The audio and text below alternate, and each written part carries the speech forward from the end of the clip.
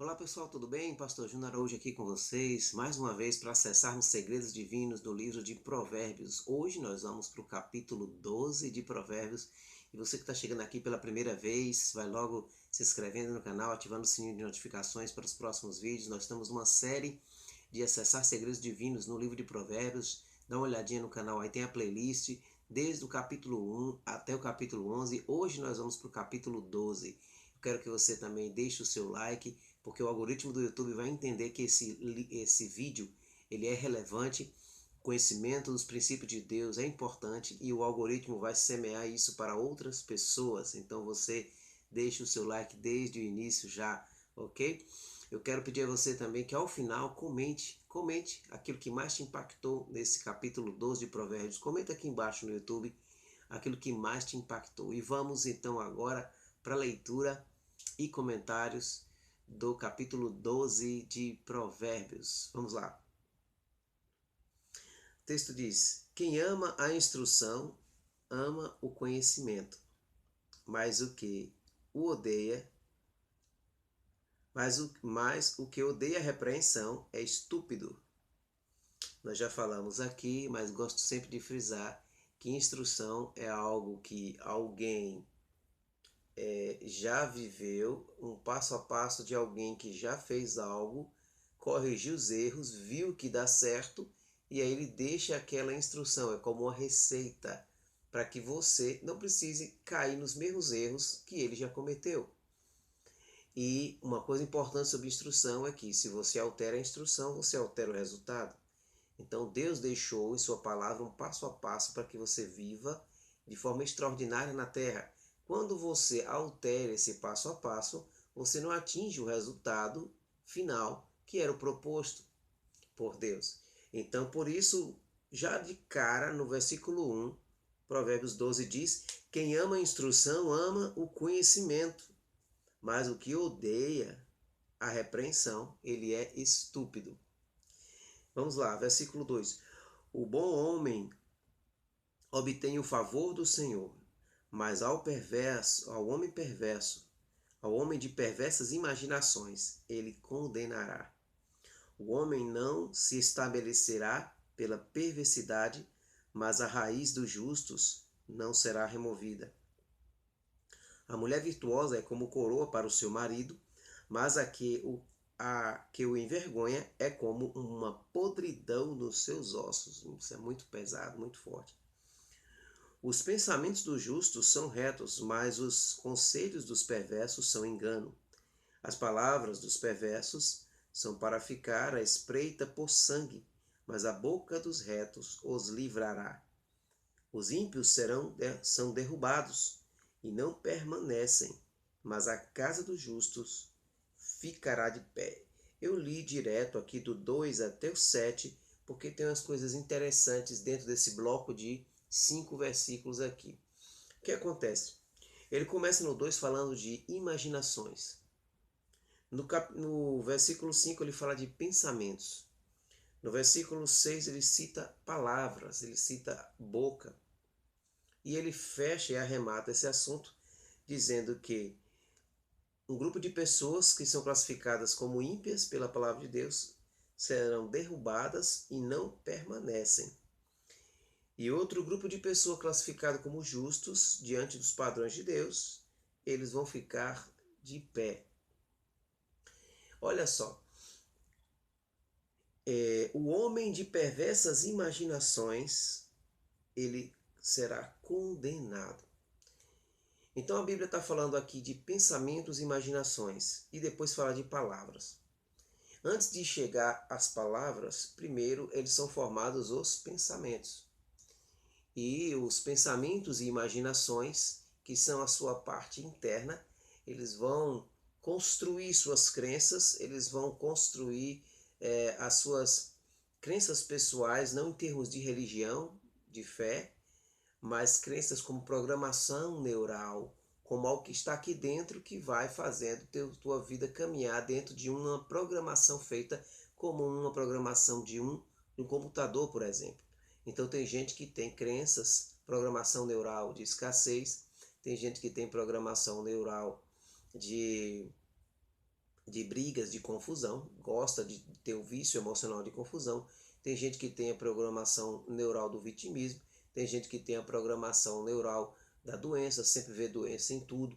Tem gente que tem a programação neural da baixa estima, problemas na sua autoimagem. Então tudo isso passa pelas imaginações e pelos pensamentos. Começa aqui. E você sabia que esse versículo 2 ele pode ser feito um link com a geração de Noé, lá do início da Bíblia, no capítulo 6, quando Deus começa a falar a respeito de Noé, e aí mostra toda a geração dele. O texto descreve a geração de Noé como uma geração violenta e como uma geração distante dos padrões de Deus, o que a gente pode ver aqui por Provérbios, que é classificado como ímpios ou perversos. E a geração de Noé é uma geração que o pensamento, a imaginação dos pensamentos era só maldade. Olha aí, não era maldade apenas os seus atos, mas também era maldade até mesmo os seus pensamentos. A imaginação dos pensamentos era só maldade. E aquela geração pereceu com o dilúvio. E o Provérbios vem e reforça esse princípio, né? Centenas de anos depois da geração de Noé, através da sabedoria de Deus descrita por Salomão, o homem mais sábio que já existiu, vem novamente esse princípio, esse segredo divino sendo reforçado, que o homem de perversas imaginações, ele será condenado. E aí o versículo 5 fala: os pensamentos dos justos são retos, mas o conselho dos perversos são engano. Então o homem que tem imaginações perversas é condenado, mas o justo, quando você cultiva bons pensamentos, você tem retidão na sua vida. As palavras dos perversos são para ficar à espreita do sangue, mas a boca dos retos os livrará. Então, depois que você tem imaginação, depois que você tem pensamentos, o que está aqui dentro é expresso através de comunicação. Palavras que podem ser expressas verbalmente ou uma comunicação que é feita até de forma não verbal. Com o seu corpo, se você anda curvado para baixo, se você anda cabisbaixo, se você anda demonstrando com com o seu corpo uma linguagem derrotada, uma linguagem fracassada, uma linguagem vitimista, uma linguagem de alguém que está aprisionado, preso. Você olha para suas mãos naturais e você não vê correntes, mas emocionalmente você se sente preso e amarrado. Então, imaginações e pensamentos vão produzir não. Na verdade, me corrijo aqui, imaginações e pensamentos vão proferir através da comunicação aquilo que está aqui dentro. A única maneira de você mudar esse padrão é quando você muda a comunicação, porque você vai gerar um pensamento diferente, você vai gerar sentimentos diferentes, isso vai gerar uma crença diferente, e aí você vai poder comunicar essa crença nova, vira um ciclo que vai se alimentando de coisas boas. Então vamos lá. Provérbios 12, versículo 8, diz assim: um homem será elogiado de acordo com a sua sabedoria, mas aquele que é de coração perverso será desprezado. Interessante, um homem será elogiado de acordo com a sua sabedoria. O que é a sabedoria de um homem? É a sua perícia. E como alguém pode adquirir perícia? Praticando. Então, a perícia ela vem pelo foco em uma única coisa. Ninguém pode ser perito em várias coisas. Ninguém pode ser perito em várias coisas. Porque para se tornar perito depende de muito tempo. Existe um cálculo de horas que é feito por cientistas que determina que para que você esteja entre os melhores do mundo dentro daquilo que você faz, é necessário uma prática de pelo menos 10.000 horas. Então isso é perícia. Isso é perícia. Você estará colocado entre os melhores do mundo entre o que você faz. Isso foi feita a pesquisa com grandes músicos, músicos renomados, músicos de orquestras, músicos profissionais. Isso foi feito com atletas de ponta, atletas olímpicos, atletas de elite, atletas profissionais e aqueles que são os melhores dentro dos seus ramos de atividade. Ao fazer essa pesquisa, a constatação foi essa: a média de horas que eles tiveram que se dedicar em sua vida para atingir a perícia dentro daquilo que fazem foi 10.000 horas. Então, olha só que interessante o que diz Provérbios. Um homem será elogiado de acordo com a sua sabedoria. Entenda aqui que a sabedoria desse homem, dessa mulher, é a sua perícia, aquilo que ele faz com destreza, com maestria. E perícia só vem pelo foco em uma única coisa. O que é que você tem que focar na sua vida? Qual é o foco? Olha para as tuas mãos e vê qual é a semente que Deus tem colocado nas tuas mãos e qual é o foco que você tem que dar na semente que você tem. Isso é muito forte. Mas aquele que é de coração perverso será desprezado. Esse capítulo faz sempre comparação entre o justo e o perverso. Aquele que é desprezado e tem servo é melhor do que aquele que honra a si mesmo e carece de pão. Isso aqui, aquela pessoa que gosta de viver de aparência, né? Ele fica honrando a si mesmo, ele mostra algo que ele não é, ele carece de pão dentro da sua casa, ele tem necessidades básicas e ele mostra algo que ele não é. Então está dizendo aqui o texto que é aquele que é desprezado, mas tem um servo, ou seja, paga suas contas e emprega alguém. Essa pessoa, mesmo sendo desprezado pelos outros, às vezes pela cor, às vezes pela classe social, às vezes pela origem, não importa, essa pessoa ainda é melhor do que aquele que honra a si mesmo e vive de aparência. O homem justo se importa com a vida de seu animal, mas as ternas misericórdias do perverso são cruéis. Até aquilo que o perverso chama de misericórdia são crueldade. Olha para aí. E aqui um texto, né, que reforça que o homem justo se importa com a vida do seu animal.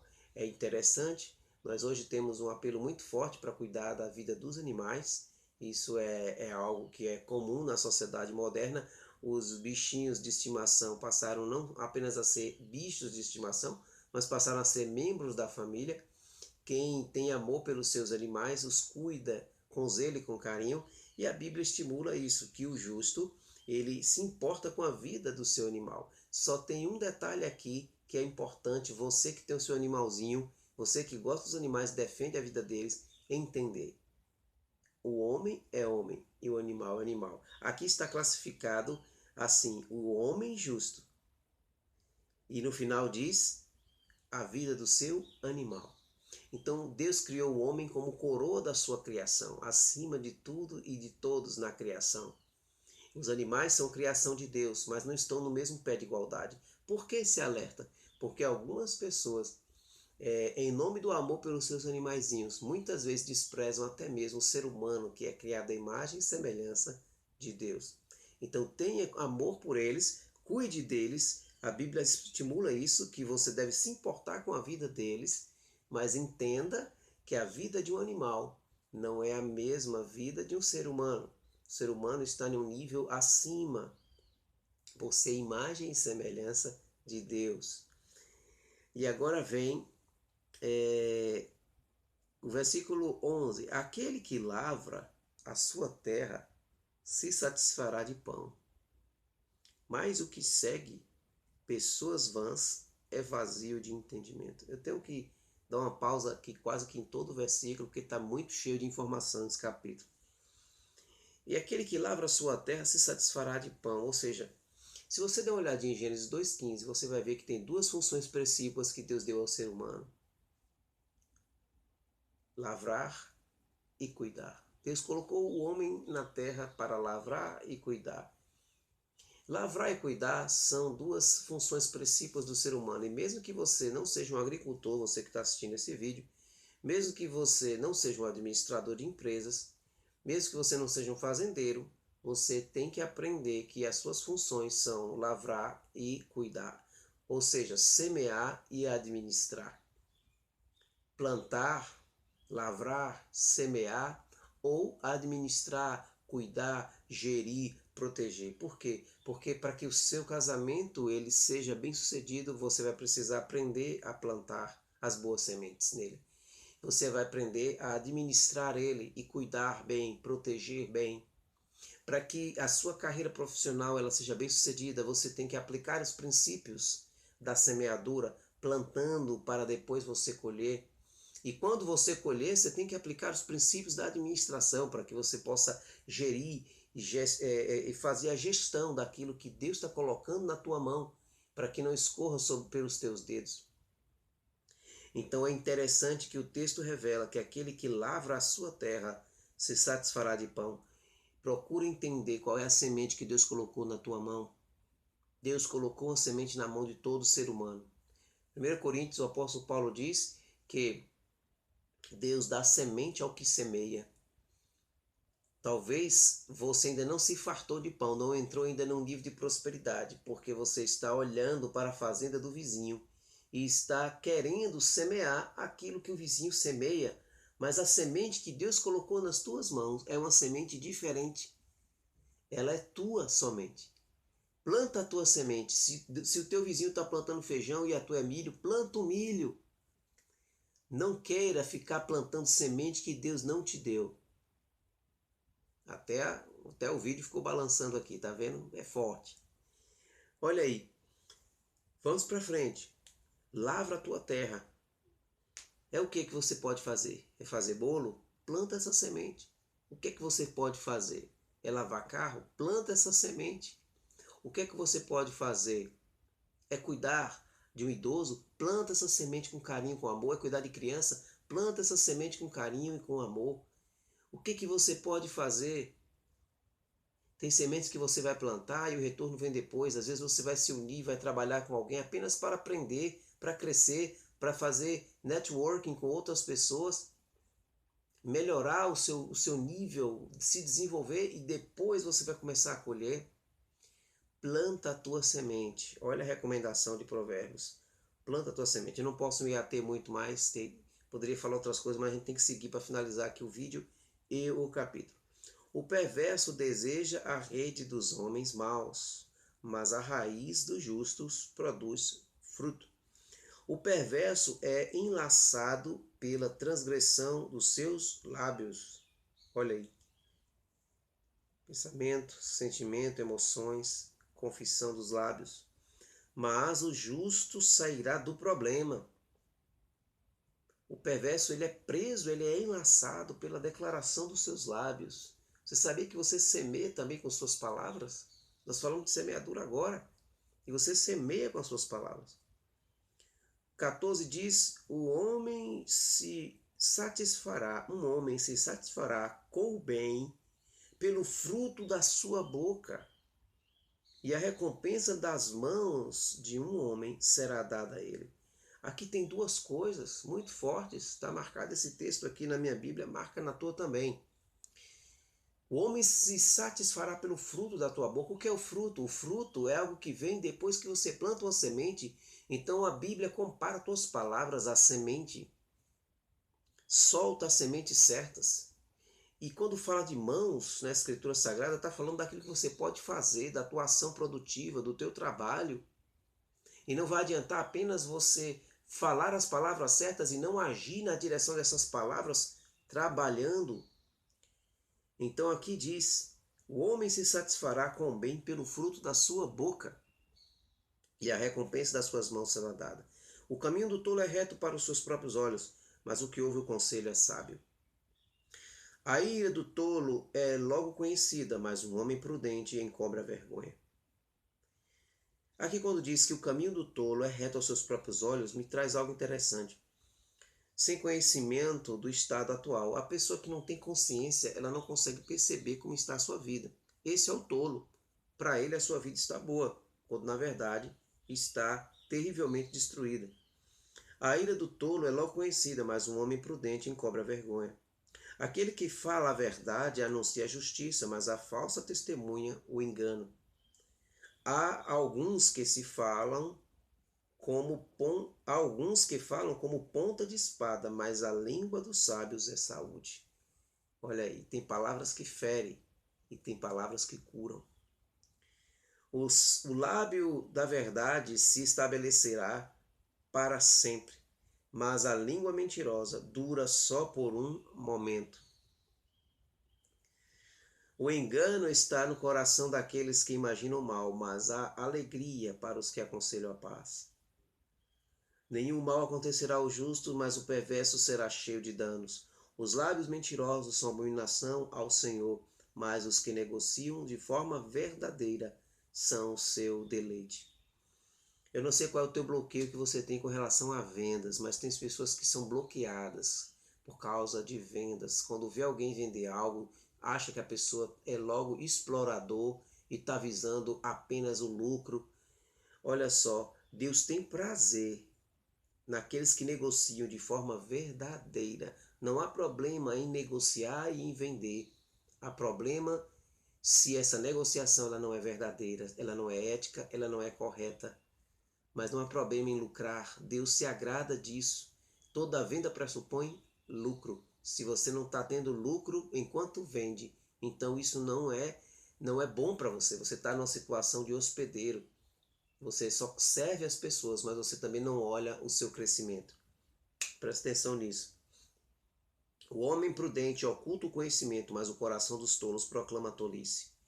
A mão dos diligentes dominará, mas os preguiçosos estarão debaixo do tributo. Pesado isso, né? Quem é diligente? A mão do diligente. Olha aí, mãos novamente. Falando de trabalho, daquilo que você pode fazer. A mão do diligente dominará. Mas aquele que é preguiçoso estará debaixo de tributo, impostos, prisões. O peso do coração do homem o abate, mas a boa palavra o alegra. Palavras que ferem, palavras que curam. O justo é mais excelente do que o seu vizinho, mas o caminho dos perversos o seduz. O homem preguiçoso não assa o que ele pegou na caça, mas a substância do homem inteligente é preciosa. O preguiçoso morre de fome, ele já está com a caça na mão, ele mesmo caçou e ele não assa. No caminho da justiça está a vida, e na sua vereda não há morte. Finalizamos aqui o capítulo 12 de Provérbios, muitas informações, muitos segredos divinos aqui. Eu quero dizer para você que de maneira alguma eu consigo explorar todos os segredos que há aqui. Até mesmo você, quando pegar a Bíblia para ler, pode descobrir segredos que eu ainda não vi, porque a sabedoria não é minha, a sabedoria não é sua, nós a acessamos quando nós buscamos do alto. Então, você que não se inscreveu ainda no canal, se inscreve, ativa o sininho de notificações para os próximos vídeos, deixa o seu like, você vai ajudar a semear esse conteúdo para outras pessoas e comenta aquilo que mais você achou de impactante nesse capítulo de Provérbios. Amanhã tem Provérbios capítulo 13. Deus te abençoe, forte abraço e compartilhe pelo menos com 5 amigos esse vídeo.